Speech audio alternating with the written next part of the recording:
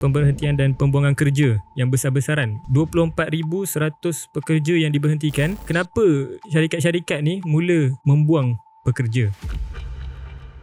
Okey, syarikat-syarikat ni maksud saya yang kita ada bercerita tentang multinational company lah, boleh. MNCs lah, yang mempunyai banyak establishment di seluruh dunia. Okey, apa yang berlaku pada tahun 2025 adalah apabila Trump melaksanakan tarif. Betul, tarif war dia. Tarif dia buat macam-macam, semua satu dunia pening. Ia pun telah ditarik balik kan. Ini betul. cerita sebelum perang ni, cerita perang lain. Jadi banyak negara telah banyak membuat adjustment. Banyak sebab sebenarnya kalau kita nak katakan kenapa dia buang pekerja.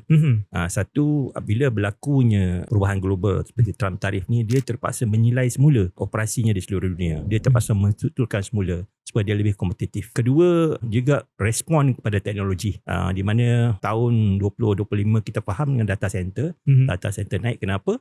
Kerana AI. Betul. Jadi AI ni salah satu fenomena yang besar.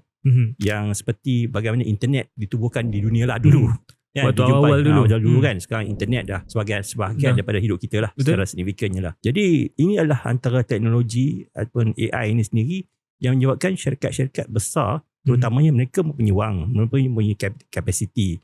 Dia boleh menilai semula jenis-jenis pekerjaan yang boleh diganti dengan AI misalnya. Mungkin pekerjaan yang repetitif, berulang-ulang. Seperti data entry, telemarketer.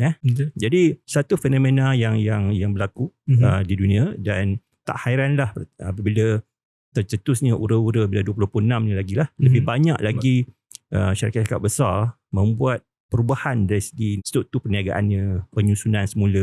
Banyak kan syarikat IT sebenarnya, seperti Amazon, Intel, AWS lah. Meta, Microsoft, apa lagi? Even TikTok, ByteDance kan. Kita tengok ini adalah satu fenomena yang bukan hanya berlaku di Malaysia tetapi juga di seluruh dunia.